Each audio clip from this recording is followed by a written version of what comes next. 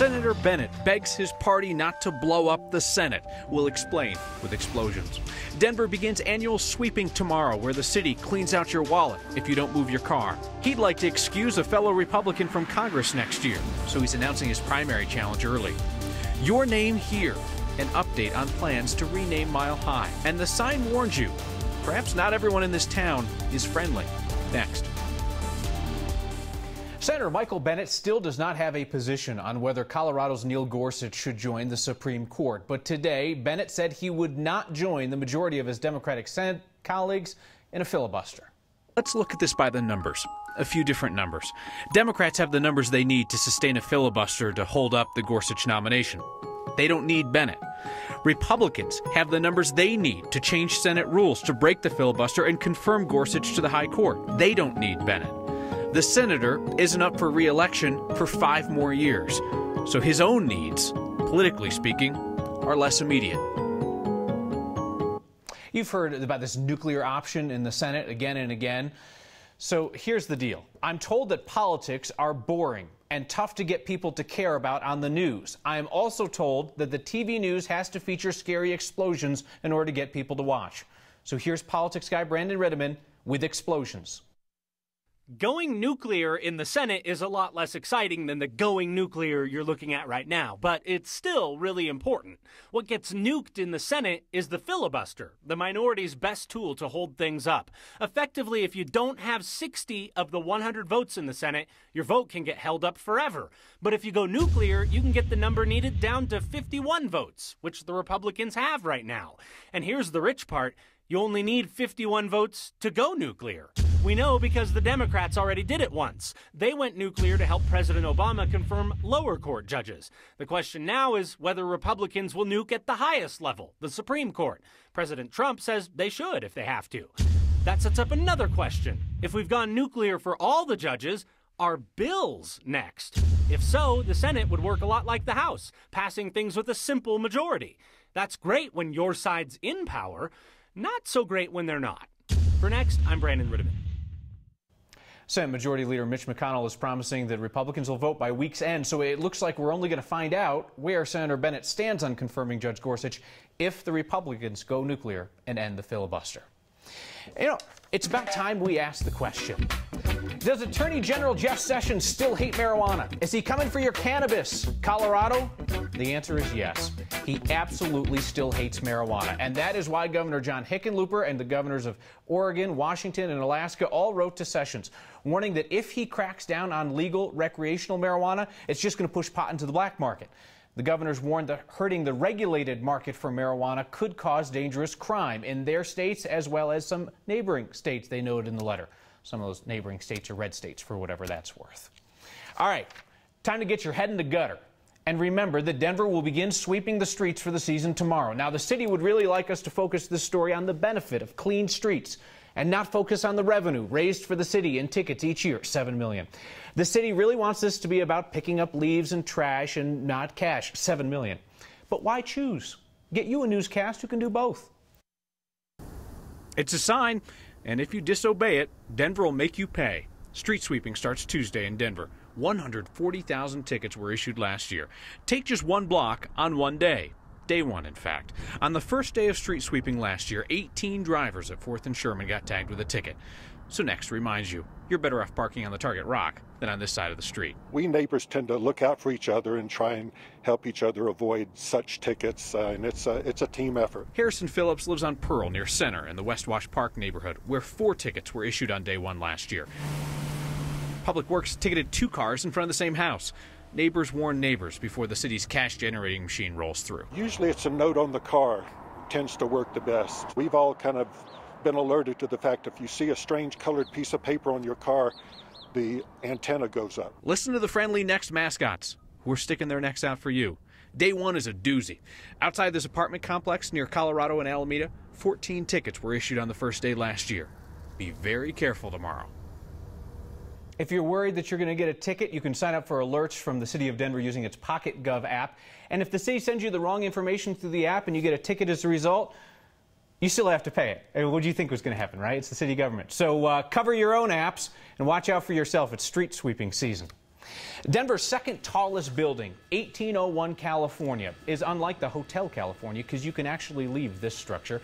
And CenturyLink is leaving 34 years after its predecessor's predecessor moved into the building in 1983. US West, then Quest. There was a sign that lit up the night. And then CenturyLink bought Quest in 2011 and held on to 3 floors in the building. Our partners at the Denver Business Journal say the lease is ending and the final CenturyLink employees are now checking out and leaving 1801 California. Your Colorado Rockies are undefeated, 1-0 after today's opener, but you got to start somewhere. And speaking of, there's a tickle in your throat that is starting to turn into soreness by tomorrow. A cough will develop on Wednesday, which you will not acknowledge at the office. Then on Thursday, you really need to sell it at work, hacking up a storm. And then, and only then, will you be ready to credibly call in sick for Friday's opening day. Rockies Dodgers 2:10 first pitch Loto, citywide party. It's going to be sunny and 70 degrees. But you better get planning if you don't want to burn a vacation day, so just a little tickle. Our next question is one that a few of you have asked. Brian, Bill, Ty among them. Why is Mile High still covered in signs calling it Sports Authority Field? It's because nothing's coming out of the discussions that the Broncos have had with about a dozen companies that are seriously interested in the naming rights. There's a Metropolitan Football Stadium District meeting next Wednesday. Do not expect an announcement then. The naming rights will not be discussed at a public meeting until June. And then we expect that the signs will come down and change once there's a company that's willing to pay to put up the new name on Mile High. May I make a recommendation? Point you towards something that is not our work but is definitely worth your time. Denver's Park Hill neighborhood will be cheering for Gonzaga in the national championship tonight because of that guy, Josh Perkins, number 13. Park Hill, born and raised. He's a starting guard for Gonzaga tonight. He likes to be introduced as Josh Perkins from Park Hill, Colorado. Not a city, but certainly a place, one that he is proud to call home. There's a great article on theundefeated.com about Perkins, as well as the neighborhood, how it's changing over the years. Chauncey Billups, also a Park Hill guy, weighs in. You can find a link on the next Facebook page. This next storm's not the big one. Your lawn will like it all the same. A town fight makes its way onto the welcome sign. They had an argument and a dispute. The sign used to never say that. One Colorado congressman seems to get a primary challenge every time. His best-known challenger yet says no one in Washington is afraid of Doug Lamborn. And that's the problem. Next.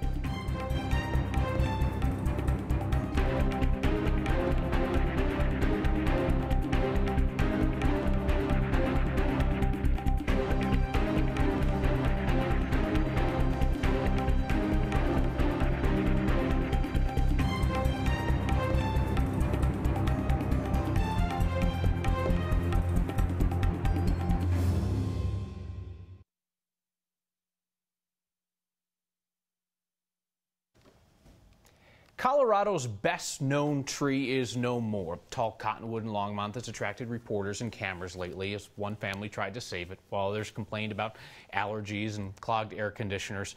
A judge said take it down, and today Longmont did. Our Jordan Chavez looks at what happens next. They're one of a kind. Each one is just amazing. Everyone is different. It's just a beautiful, beautiful thing. For Chris Olberding, trees are more than just something to look at. They symbolize, everything that we go through. That they grow, they get large, they have issues. Which is why it wasn't easy for him to watch as crews cut down the 37-year-old cottonwood the city considers a nuisance. I don't like to see these trees come down, but if they do come down, I want to do something with them. So he's transforming the tree's very large trunk 10,000 pounds.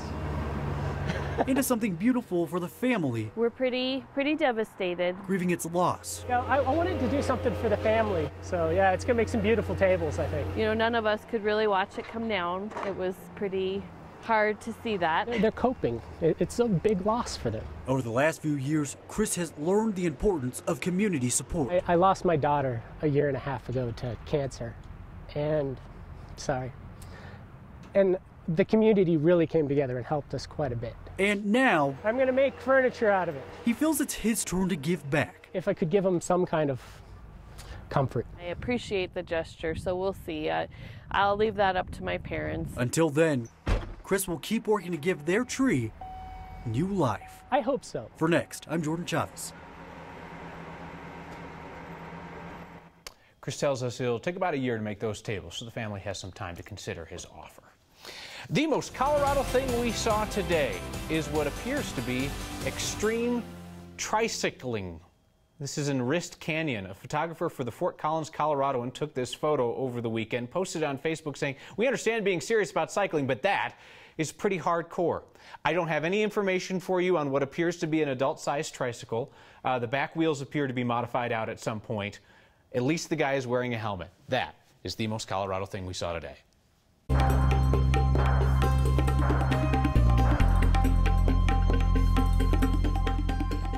Here we go again. Another storm on the way for Colorado. Some beneficial moisture. Not a huge storm for the state, but we'll take every flake and every drop as the extended period looks pretty dry. I'm meteorologist Kathy Sabin. The clouds are moving in, the wind picking up. Our high temperature today above average, and we will be a whole lot cooler tomorrow. The system rolling into southwestern Colorado and will be a big snow producer for the foothills and southern mountains. But right here in Denver, probably a rain-snow mix, very similar to what we saw with the last two storm systems. Tracking further south, not terribly cold. Areas in red winter storm warnings for the heavier snow that will be wet, heavy, compacting, and will melt quickly, but could create travel issues between Castle Rock, Colorado Springs, and down to the Colorado-New Mexico line. In the high country, it's been snowing all day. Winter weather and travel advisories remain in effect there for about a half a foot of snow. Progressive pattern, our storm will move east and produce more severe storms across the southern plains states tomorrow. And in the mountains, the snow's been really picking up in the central part of the state, but in southwestern Colorado, we're going to extend out that spring skiing with maybe a foot of snow. Beneficial rain on the plains tonight. Farmers and ranchers happy about that. You may not be happy about the rain for your drive tomorrow morning, but it won't last long. The rain doesn't change over to snow until probably after midnight tonight. Our low very close to the freezing mark. Temperatures tomorrow cooler than today with some sun late in the afternoon, but that clear sky does mean a low of 23 tomorrow night. Ahead of a nice midweek warm up. And we've been talking about opening day on Friday. How about 70 degrees to welcome home the boys of summer on this first spring baseball game. This day that we're expecting should be so spectacular. Warm for the weekend, but up in the high country today, that fog was cool. So joined here on Next by Colorado State Senator Owen Hill, a Republican from Colorado Springs, who has announced a primary challenge against Congressman Doug Lamborn of the Springs. So I followed what you have said in the last 24 hours or so since your campaign became public, and I'm not sure if I understand why you're running. I've heard a lot of nebulous, there needs to be better representation of the district. What does that mean? What's your core case? If people recognize, Kyle, right now, we live in a world where Washington, D.C. isn't necessarily looking out for our local communities. And the expectation is we've got someone who's going to go to D.C., kick butt and take names, and make sure when government's breathing down our necks, we've got someone there to push back. So what I'm hearing is not necessarily a vast ideological difference with Congressman Lamborn, but a difference in style and technique. Is that what you're promising people? Let's just start with any kind of style and technique for leadership, right? Let's talk about actually returning phone calls. Let's talk about actually being out there and pushing for these ideas.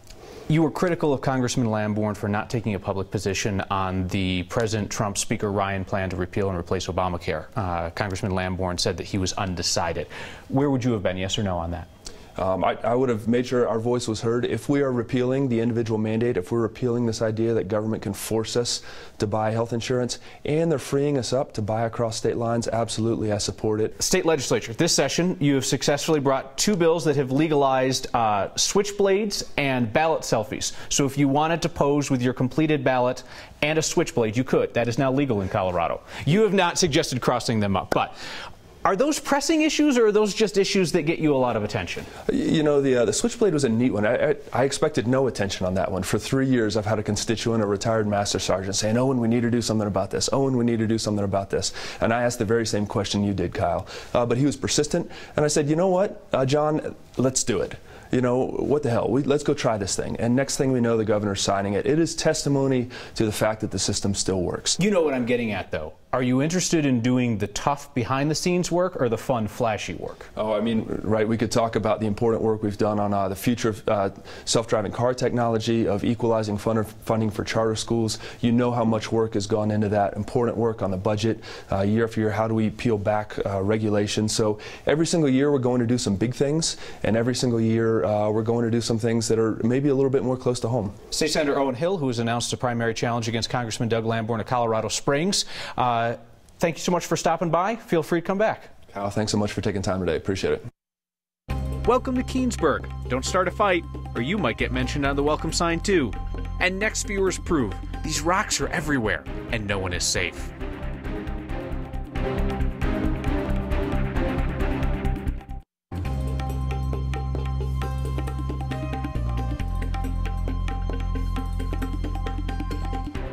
The town of Keenesburg has a welcome sign with what appears to be a warning. It says, home of 500 happy people and a few soreheads. Our photojournalist Tom Cole set out to find, one, what's a sorehead, and two, does Keenesburg still have a few? People comment all the time. They laugh a lot. They think that it's just a really funny saying. And I always tell them the real story behind it, that there's heritage in it. Every town, no matter how small or big, has a sorehead. I moved here 20 years ago. I am the president of the Keenesburg Chamber of Commerce. I am also a town trustee. I believe the late 40s, home of 500 happy people and a few soreheads, originated with a dispute between a gentleman that owned a mechanic shop on the north side of the tracks with the barber shop, which is currently now the insurance agency right down there with the green awning. They had an argument and a dispute. The sign used to never say that, but the gentleman across the railroad track drew a little arrow pointing it towards the barber shop and said, and a few soreheads. We're always going to have a few soreheads. Sorehead, gosh, would be somebody who just didn't want to go with the flow. I suppose by definition the soreheads are going to be those who have been here all their lives and don't like change.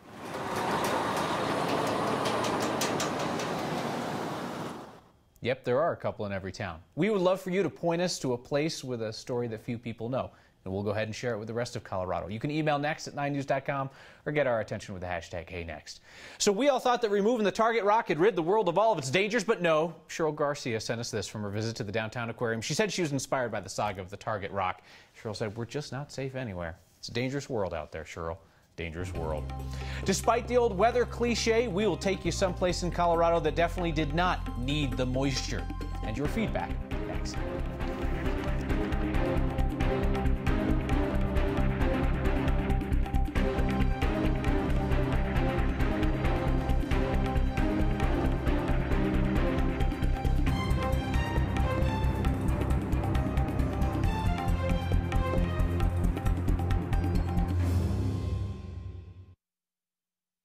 It's a sign, and it is a sign that works on every level. After a hard rain like the one they got in Fort Collins last Friday, Charles Davis turned us on to the overflow parking at the Institute of Business and Medical Careers.